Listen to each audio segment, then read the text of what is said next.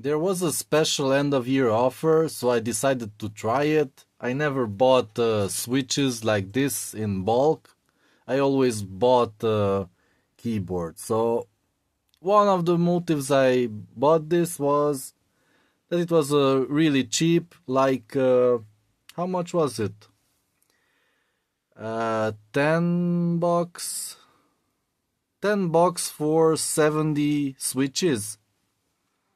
That was one motive, that it was really cheap, and the other motive was that I bought a really cheap keyboard that was 10 bucks, and the switches really suck in it. So I want to replace at least the letters and yeah, the most frequently used keys. The function keys I don't need, the upper row with the numbers I don't need.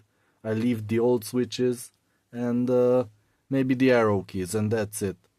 So 70 should do it. Let's see what's inside.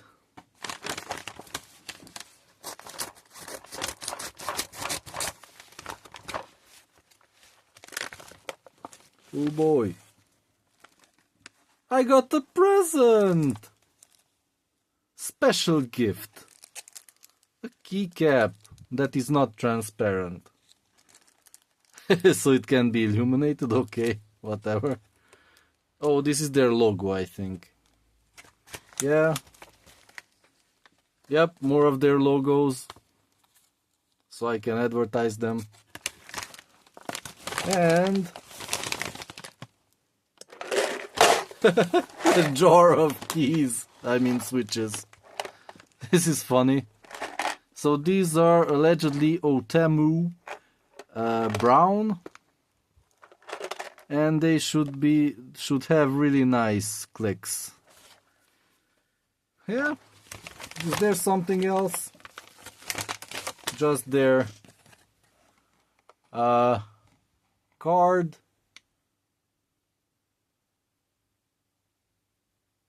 Write a review for the product and you're in the drawing.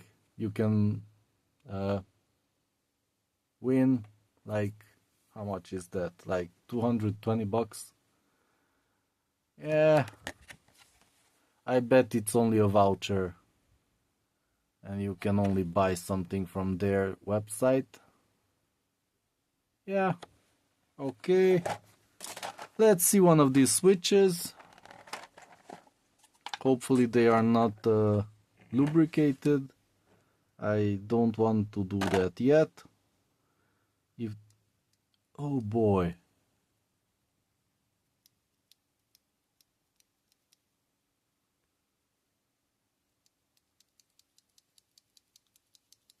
This is really nice.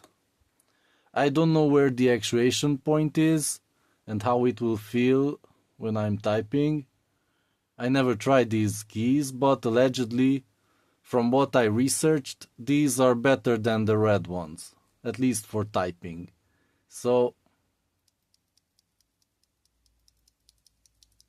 this sounds really, really nice. It will sound a bit worse when it's mounted onto the PCB and the plastic casing of the keyboard, but it still should be really, really good. So yeah, maybe I'll make a video once I install all these.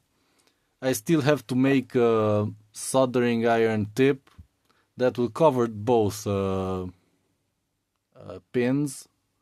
I figured that's the fastest way to replace these keycaps, to have an always-on soldering iron, and the tip is a big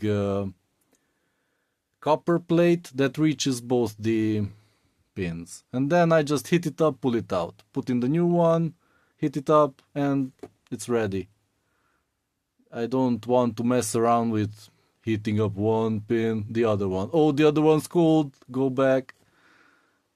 Or mess with the solder pump, or whatever you call it. That's also not very efficient. So I think if it reaches both the pins, that's optimal. I'll have to try it. Maybe I'll make a video about that too. But yeah, first impressions, really, really good. So the offer was I got free shipping. And also the price was reduced by 20%.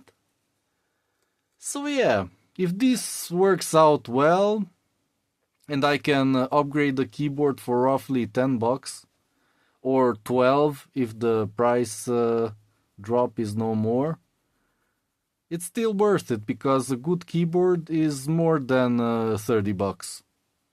So you buy a really cheap one for $10 or even cheaper. I don't know how they managed to do it, but the crappiest keyboards are like yeah, $8 was the cheapest, which I have now. And the switches are absolute crap, but the electronics is really fine. The LEDs mounted and everything looks really nice. So yeah, basically I can get a Brown switch keyboard for $20. Yeah, $20 plus labor, and I get all the old switches, which are usually some crap brand blue. So yeah, maybe worth doing for a couple friends and family.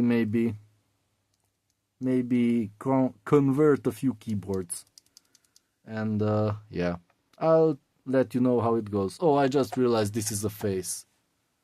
This is the mouth, the nose, and the two eyes in weird places.